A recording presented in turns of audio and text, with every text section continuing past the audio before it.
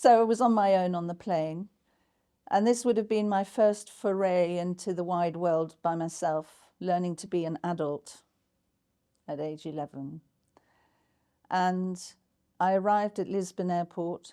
Now, the other thing to know is that it was not all right for anybody else in Scientology to know where L Ron Hubbard was based, apart from those that needed to know. So my mother didn't know where I was flying to. No, she would not have known where I was going geographically. So no contact No, after this? well, once we were on the ship, you could write letters to your parents, but they were redacted. So if there's any mention, everything you write is read. Yeah, it's like prison services. Yeah. Right? Yeah. So there's got to be no mention of L Ron Hubbard. So I arrived in Lisbon, and I can only imagine, I can't remember, but I must have had a piece of paper that had a phone number on it to call somebody to say I've arrived.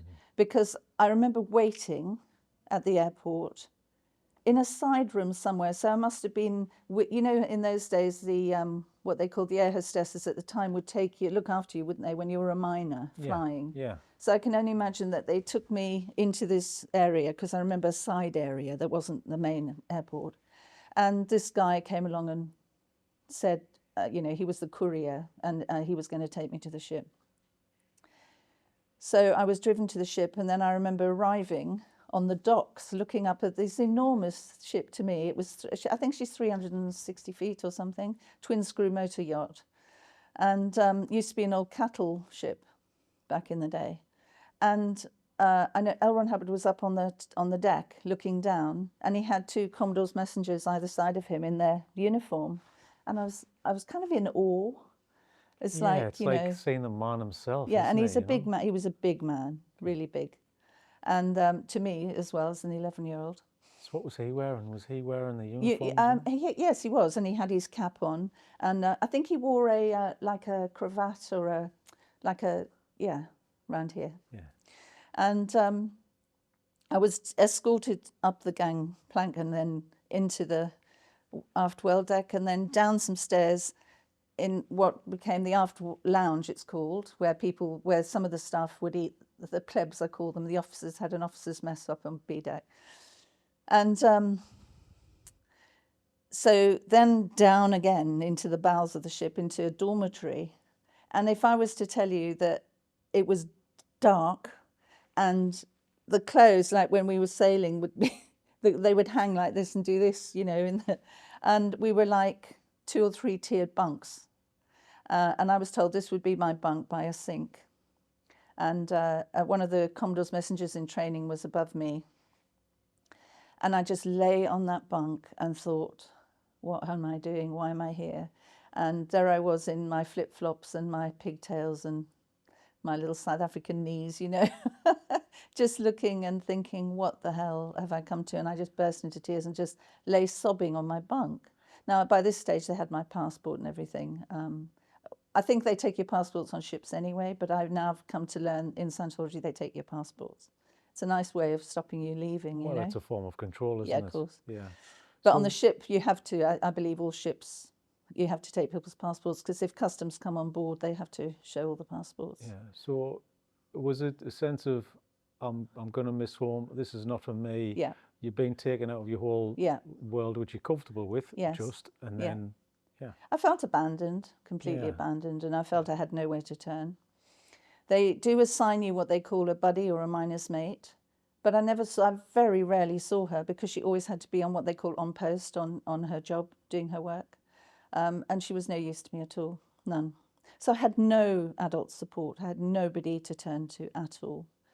And I was lying sobbing on my bunk, and this lovely lady called Liz came to see me, and she said, well, you have to pull yourself together, and you've got to go and do some physical work. And when you first start in Scientology, in the Sea Org, that you start on doing physical work to learn the basics of the Sea Organization, how to clean and how to, you know, who's who and where you're going, or you do an orientation and all this sort of stuff.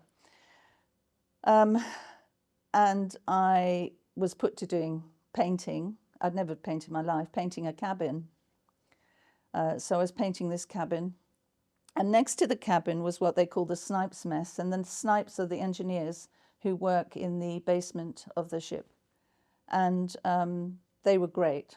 They were like real life people to me. They weren't interested in Scientology really in terms of doing courses and having what they call their auditing, which I can talk about later. But they were just salt of the earth, you know, real grafters and likes a joke and, you know, smelly oils and, you know what I mean? Just like, But were these in Scientology as well, or were these just yeah, like freelance hired on to some of kind of them were, maintain? but some of them were, but a couple were just engineers. Okay. And then they would eat separately to everybody. So I became the snipe steward and I really enjoyed that. It was good fun.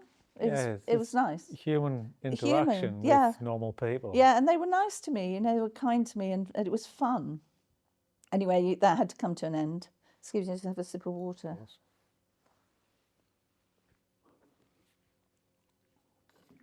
Yeah, so that had to come to an end eventually. And they put me to work in what they call the galley, which is, you know, where they do all the cooking and the cleaning and everything. And I was miserable then. I just wanted to go home. And so I vowed that I would be as naughty as I possibly could to try and get offloaded back to my mother. It took a long time, and I was naughty. I'd do like the ethics officers in charge of, you know, behavior on the ship and bad behavior and good behavior, whatever. Everyone writes knowledge reports on each other in Scientology, and there was a huge backlog of knowledge reports up to my waist. And I was asked to file all of these in the files, and I could not be asked. And I thought, you know what, I'm going to shred them all. So I shredded them all. No. Yeah. And I got into big trouble because at this stage, someone called Ken Urquhart had developed something called the Rehabilitation Project Force in Scientology and approved by L Ron Hubbard. And we had to wear black boiler suits and black armbands, and we weren't allowed to talk to the crew. And we had to do physical work all day, and then we had to study at night. We could only eat after the crew had eaten, if there was food left. Ken said there was food left. I thought, Ken, walk in my shoes, because if there was no food left, we didn't eat. And that happened. That really did happen. So doing this physical work, and I did things like I stole soap. I had no money. I had no money. I wasn't being paid for it. I wasn't doing a job. You're lucky if you get paid anything anyway. I stole tampons, you know, anything to survive. I'd left my glasses back in England, couldn't see properly. I was doing all this sort of physical work. Anyway, I still didn't want to stay. They wanted me to conform and be what I wanted, what they wanted me to be, and I really didn't want to do it. I wanted to go. So none of this put them off. They kind of still kept you in because they thought they could They teach you. thought they could reform me, you know. So here we go. They developed the Rehabilitation Project Force, Rehabilitations Project Force. So the RPF's RPF. And did you go through that? I went through that. And what? And that's even worse and involved? worse. Yeah. So they would have me go down into the bilges of the engine room with a billy can to empty the bilge tank out with a billy can, even though there was a pump. And you'd be covered, you'd be just like in a boiler suit. I had to scrub decks, you know, just physically, you had to run everywhere from A to B. Yeah, punishment activities, isn't it? Yeah, so, yeah. Just punish, just damp you down. Anyway, I got to such a point, I remember sitting on the tarpaulin on the forward well deck one night, because when you're at sea, it's quite magical. You know, you can see all the stars, and my saving grace for me, and I love them today, are dolphins, because I would stand on the prow of the ship when I'd be scrubbing the deck or something, and dolphins would come, you know? And it just gave me the hope that there was something outside of this bubble that I was living in. Because some people would have felt suicidal, you know? Some people would have gone, some people did, they went mad. But I had an inner resilience somehow that I had to get back to my family, you know? There was this inner core of strength in me. Because you could have pinched me that night and I wouldn't have felt it. You could have thrown me overboard and I would have just sunk. But there was something, and the dolphins gave me that sense of freedom. Yeah, well, you've already been through quite a bit at this stage, which would be normally the worst thing that's ever happened to anybody, and then you're thrown into this world of being on the board, thrown in it again. and you're in again. Yeah. So So there's this night was a kind of crunch time for me, and I just said I want to leave. And anyway, L Ron Hubbard, I think, despaired about what he could do with me, and he had me locked up in the chain locker of the ship for 3 days and 3 nights. So by this stage, I was 12. and what's the chain locker? The chain locker is where the anchor chain is kept in the forward part of the ship. And, you know, the big shackles, they're made of, I guess, iron, and they stink. You know, they like rusty, that rusty, Metal. wet smell. Yeah. And I found out recently, I found out in September, I was flying back from Paris to London, and I was sitting next to somebody who was an engineer on ships.